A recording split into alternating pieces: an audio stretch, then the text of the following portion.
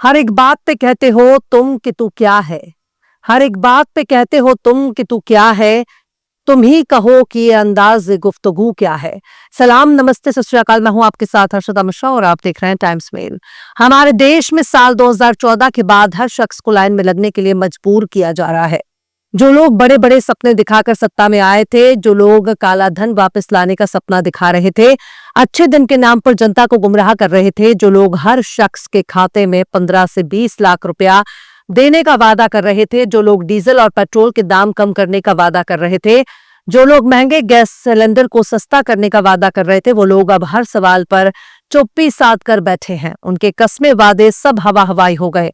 अब वादा करने वाले ही खुद को भगवान साबित करने में लगे हैं ताकि जनता सवाल ना कर सके। अब हर नागरिक को सवाल करने से रोका जा रहा है। इसके लिए कोई ना कोई ऐसा तमाशा खड़ा किया जा रहा है जिससे हर आदमी अपनी तमाम परेशानियों को अब दरकिनार करके लाइन खोजता फिरे, सरकारी दफ्तरों के चक्कर लगाता रहे। आखिर ये कौन सा दौर है जिसमें आम नागरिक की पहचान पर सवाल उठाया जा रहा है। देश चलाने वालों की नजर में आम इंसान की कोई कीमत ही नहीं है। पहले नोटबंदी में लाइन लगाने के लिए मजबूर किया, लेकिन अब कहा जा रहा है कि जाओ अपनी नागरिकता साबित करो। पहले साबित करो कि तुम भारत के ही नागरिक हो। यानी जब वोट लेना था तब तो गंगा मैया ने बुलाया था, जब वोट लेना था तब तो नॉन बायोलॉजिकल बन गए थे, जब वोट लेना था तब आंसू छलकाने से भी बाज नहीं आ रहे थे। अब जनता से कागज मांग रहे हैं। पूरा का पूरा चुनाव आयोग ही घुटने टेक कर बैठा है। जनता से ही उनकी नागरिकता का प्रमाण मांग रहा है। देश के लोगों को ही नागरिकता साबित करने के लिए बोल रहा है। देश के एक एक नागरिक से उसकी नागरिकता का सबूत मांग रहे हैं। पूरे देश को आधार कार्ड बनाने के लिए बोला गया। अब हर किसी के पास आधार कार्ड मौजूद है तो कह रहे हैं कि वोट देने वाले ही विदेशी हैं। अब कह रहे हैं कि आधार कार्ड फर्जी बनाए जा रहे हैं। वोट केवल वही देगा जो इस देश का नागरिक होगा। तो सवाल है कि इतने दिनों तक जिन लोगों से वोट ले रहे थे वो क्या पाकिस्तानी थे, क्या वो बांग्लादेशी थे, क्या वो डोलांड माय फ्रेंड के देश से आए थे। देश के हर नागरिक को अब अपनी नागरिकता साबित करने के लिए चुनाव आयोग के सामने अग्नि परीक्षा देनी होगी। चुनाव आयोग के स्पेशल इंटेंसिव रिवीजन की परीक्षा में पास होना होगा। आखिर कैसे एसआईआर पर उठ रहे चौतरफा सवाल, आखिर कैसे अपने ही देश के लोगों से मांग रहे नागरिकता का सबूत, आखिर कैसे काम धंधा छोड़कर घर की तरफ दौड़ लगाने के लिए किया जा रहा है मजबूर। बताएंगे आपको और भी बहुत कुछ। लेकिन आप अगर हमारे चैनल पर नए हैं और पहली बार हमारी वीडियो को देख रहे हैं तो आप हमारे चैनल टाइम्स मेल को सब्सक्राइब कर लें, वीडियो को लाइक कर दें और बेल आइकन का नोटिफिकेशन बटन भी प्रेस कर दें ताकि बिना देरी हमारी हर खबर आपको मिलती रहे। लौटते हैं अब खबर की तरफ। पूरे देश को अब लाइन लगाकर नागरिकता साबित करने की नौबत आ गई है। अब हर किसी को अपनी अपनी नागरिकता साबित करने के लिए सबूत देने होंगे। साबित करना होगा कि आप भारत के नागरिक हैं। तो सवाल है कि भारत में रहने वाला क्या भारत का नागरिक नहीं है? अगर नहीं है तब वो कौन से देश का नागरिक है? अगर दूसरे देश का नागरिक है तो भारत में क्यों है? अगर कोई घुसपैठ करके भारत में आया और चुपचाप यहाँ के लोगों के बीच में मिलजुल कर रह रहा है तो उसे भारत में आने के लिए किसने बुलाया? घुसपैठ पर सवाल उठाकर हम अपने सैनिकों और सुरक्षा बलों पर सवाल नहीं उठा रहे हैं। कोई इंसान दूसरे देश से हमारे देश में कैसे आ गया, इन तमाम सवालों का जवाब कोई देने के लिए तैयार नहीं है। दिल्ली में धमाके हो गए पर इस नाकामी के लिए जिम्मेदार कोई भी नहीं। एक के बाद एक हमारे देश में आतंकी हमले हो रहे हैं, फिर भी किसी की जवाबदेही तय नहीं हो रही है।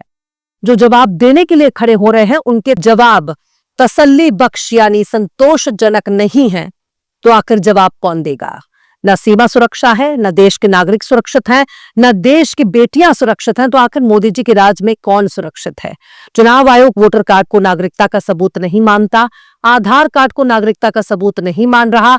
जिस आधार कार्ड को जबरन अपने हर दस्तावेज जोड़ने के लिए बोला गया, जिस आधार कार्ड के बिना कोई दस्तावेज बनवाना मुश्किल है, जिस आधार कार्ड के बगैर बैंक में खाता खोलना मुश्किल है, पेंशन पाना मुश्किल है, जाति प्रमाण पत्र बनाना मुश्किल है, निवास प्रमाण पत्र बनवाना मुश्किल है, उस आधार कार्ड को नागरिकता का प्रमाण नहीं माना जाएगा। अगर सरकार को किसी भी नागरिक के उसके नागरिक होने पर शक है तो उस नागरिक से सवाल करें, उससे सबूत मांगे, उससे उसकी नागरिकता साबित करने के लिए दस्तावेज मांगना चाहिए। लेकिन इसके लिए देश की 140 करोड़ जनता को लाइन में खड़ा करना कौन सी समझदारी है? जनता की नागरिकता पर सवाल खड़ा करने से पहले ये बताना चाहिए कि आखिर उनके पास सबूत क्या है कि वो भारत के नागरिक नहीं है। अगर किसी शहर में कोई कत्ल हो जाता है तो क्या इसके लिए पूरे शहर को अपनी अपनी बेगुनाही साबित करने के लिए सबूत देना होगा? अगर किसी शहर में चोरी हो जाए तो क्या पूरे देश को लाइन में खड़ा होकर अपनी बेगुनाही साबित करना होगी? ये तो जांच एजेंसी का काम है, वो साबित करे कि अपराध किसने किया है। लेकिन एसआईआर के जरिए चुनाव आयोग कह रहा है कि हम तुम्हें नागरिक नहीं मानते, केवल उसी को वोट देने का अधिकार है जो भारत का नागरिक है। लेकिन चुनाव आयोग को साबित करना चाहिए कि वोटर लिस्ट में मौजूद जिन लोगों के पास सबूत नहीं है वो कौन से देश के नागरिक हैं। अगर नागरिकता संदिग्ध है या किसी शख्स की नागरिकता शक के घेरे में है तो सिर्फ उसी शख्स से उसकी नागरिकता साबित करने के लिए कहा जाना चाहिए, ना कि पूरे देश को लाइन में खड़ा किया जाना चाहिए। इस एसआईआर को ही मिनी एनआरसी कहा जा रहा है।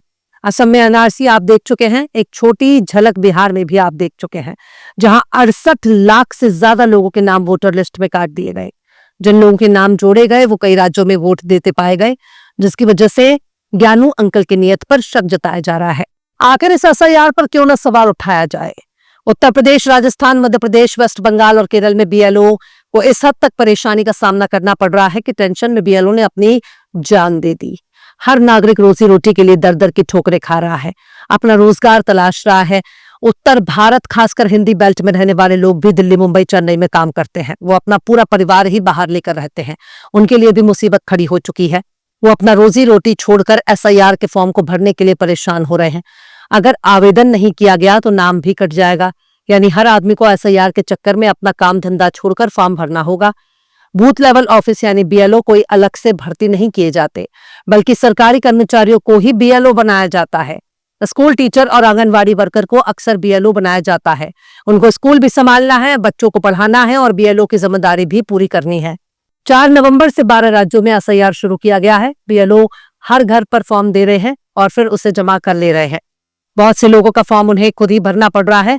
वक्त निकलता जा रहा है, काम का दबाव बढ़ रहा है, जिसकी वजह से बीएलओ काफी तनाव में जी रहे हैं। सरकारी अफसरों की मनमानी की वजह से कई राज्यों में बीएलओ के आत्महत्या की खबरें आ रही हैं। इसका जिम्मेदार कौन होगा? अगर असली और नकली पहचान करने का इतना ही शौक है तो फिर आधार कार्ड से हर मतदाता का वोटर आईडी जोड़ देना चाहिए। ऐसा करने से भी वोटर लिस्ट बिल्कुल साफ सुथरा हो जाएगा। पर चुनाव आयोग एक अलग ही दुनिया में जी रहा है।